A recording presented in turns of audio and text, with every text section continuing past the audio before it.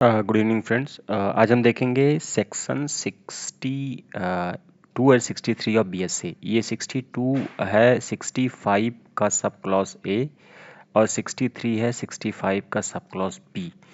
ठीक है, इस दोनों को बाकायदे बहुत अच्छे से मैं इसको समझाऊंगा आपको, और इसमें 3 केस लॉ देखेंगे।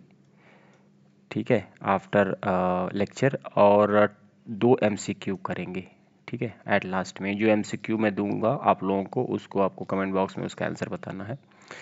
तो 65 ए क्या कहता है? 65 ए कहता है कि यदि कोई इलेक्ट्रॉनिक्स रिकॉर्ड होगा, ठीक है, अगर कोई इलेक्ट्रॉनिक्स रिकॉर्ड होगा तो उसको सेकेंडरी विटनेस, सेकेंडरी एविडेंस माना जाएगा।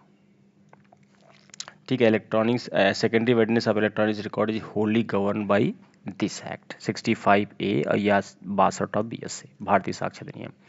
65 बी क्या कहता है कि देख भाई, अगर secondary electronics record secondary evidence होगा तो उसको कुछ कंडीशन फुलफिल करना होगा, कंडीशन ऑफ फुलफिलमेंट, ताकि जो है वो कोर्ट ऑफ लॉ में एक्सेप्टेबल हो।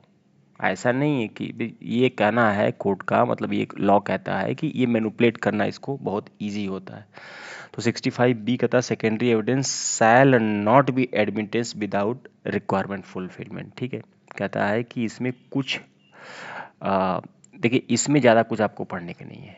पढ़ने का आपका है 65 बी और 63 ऑफ बीएसए, इसी में पढ़ने का है। ठीक है, अब कह रहा है कि इसकी कुछ कंडीशन है।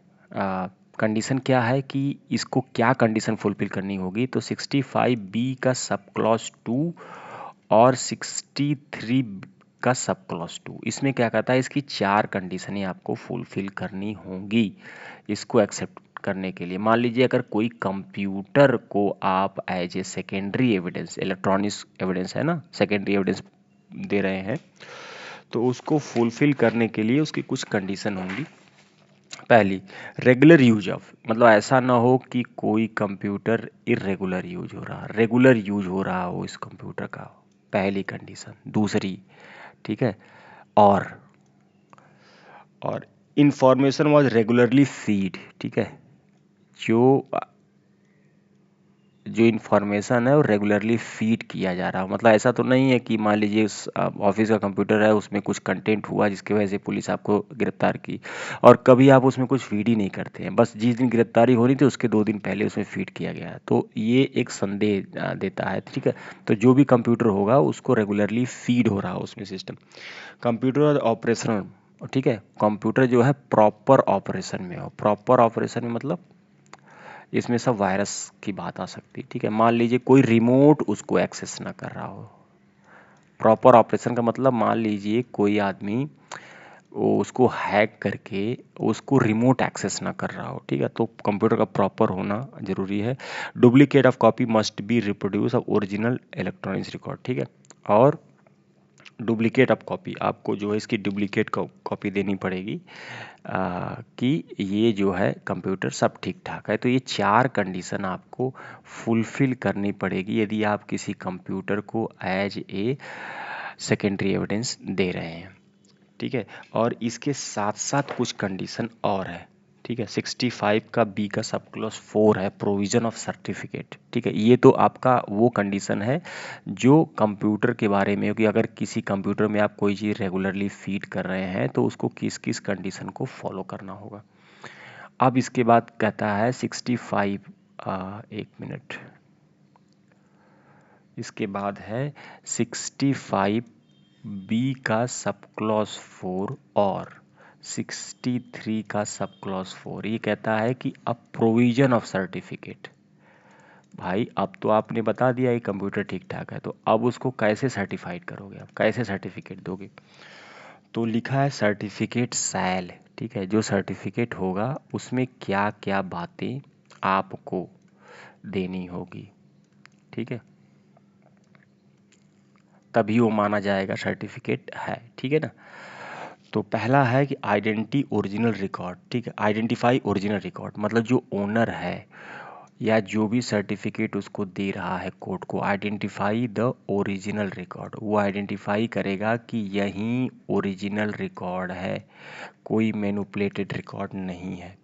डिस्क्राइब मैनर ऑफ क्रिएशन, मतलब ये भी डिस्क्राइब करेगा कि कैसे क्रिएट किया गया है, ठीक है, किसी ला के हार्ड ड्राइव में डाला गया है या उसका वेब कैम से स्टोर किया गया है या मोबाइल के कैमरे से स्टोर किया गया है। तो describe the manner of creation.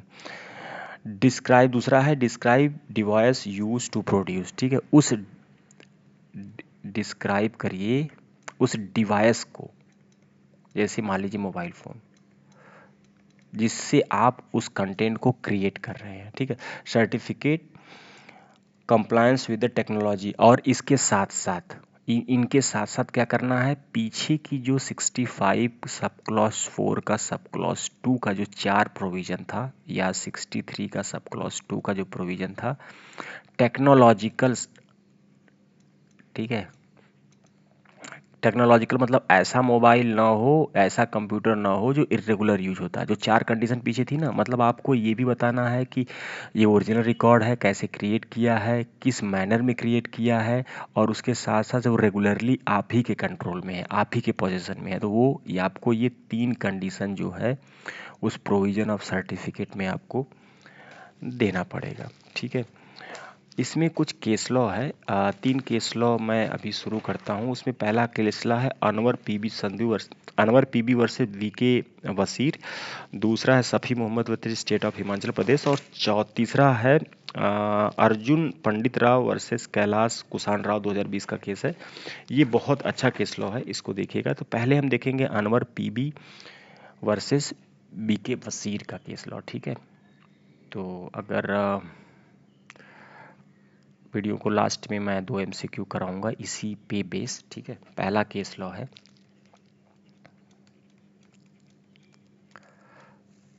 Anwar P B versus PK Wasir.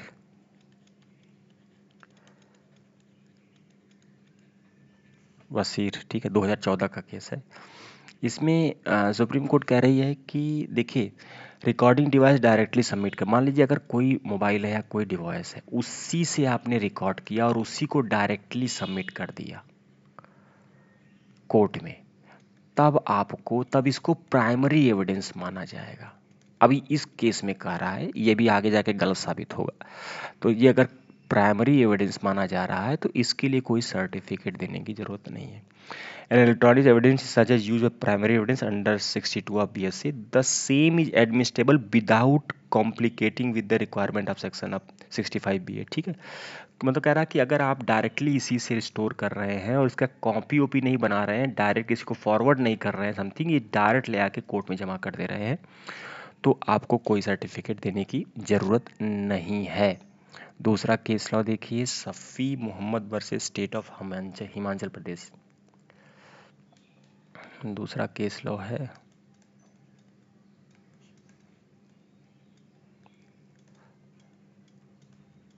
Safi Mohammad versus state of Himachal Pradesh. ये 2018 का केस लॉ है, ठीक है। इसमें कोर्ट ये कहती है कि requirement of certificate being procurement is nature can be relax by the court, ठीक है, वेन एवर, कह रहा है कि when ever interest of justice so required, ठीक है। अगर जस्टिस, ये कह रहा है कि सर्टिफिकेट जो आप दे रहे हो ना, जो सर्टिफिकेट दे रहे हो, ये मस्ट नहीं है। अगर जस्टिस डिमांड करती है, अगर जस्टिस दिया जा रहा है कि मान लीजिए एक ही रिक्वायरमेंट, एक इलेक्ट्रॉनिक्स रिकॉर्ड के बेस पे ही कन्विक्शन हो रहा है, तब आपको सर्टिफिकेट देने की ज़रूरत नहीं है। इसलिए लिखा हुआ है कि when ever interest of justice so require, ठीक है। जैसे दिल्ली रेप केस में क्या हुआ था कि जो बस थी, उस बस के उसके पे लिखा हुआ था यादवा। जब CCTV उसको जो है चेक किया गया था, तो ये लिखा गया था, तो उसी बेस पे उसको डायरेक्ट कोर्ट ने एक्सेप्ट कर लिया विदाउट इलेक्ट्रॉनिक्स, बिना विदाउट सर्टिफिकेट के, ठीक है। इसमें सर्टिफिकेट नहीं लिया। कोर्ट का ये कहना है कि जब रिक्वायरमेंट हो जस्टिस की तो आप नहीं ले सकते हैं, चाहे तो ना ले सकते हैं। तीसरा केस लॉ है, बहुत इंपॉर्टेंट है ये, अनवर पीबी और सफ़ी मोहम्मद को दोनों को इसने गलत साबित किया है। और ये केस लॉ है आपका अर्जुन पंडित राव। ठीक है, थोड़ा बड़ा नाम है इसलिए मैं आपको आराम से लिखूंगा।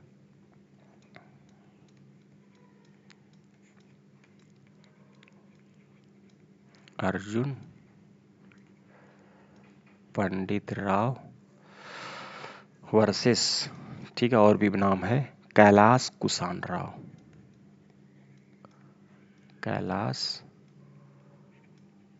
कुशाण राव 2020 का केस है ये। ठीक है,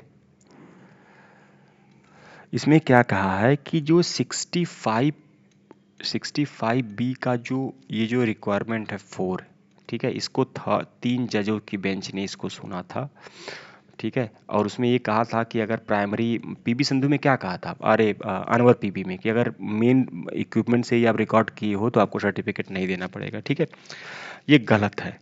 ठीक है, और major premises Safi Mohammad that certificate can not be secured हो करा कि सफ़ी मोहम्मद में क्या करा है कि अगर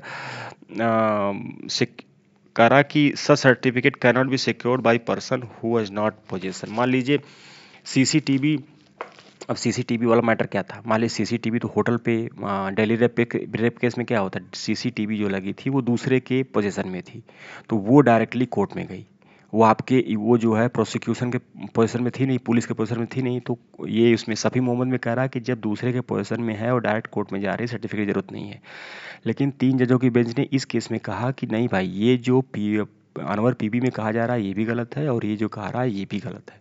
ठीक है, कह रहा है कि हाँ, court held that requirement certificate under section 65, हाँ, कह रहा है कि जो ये 65B सब क्लॉज 4 में जो सर्टिफिकेट हम दे रहे हैं is unnecessary original documents itself. ठीक है, ये गलत है। This can be done by owner of laptop.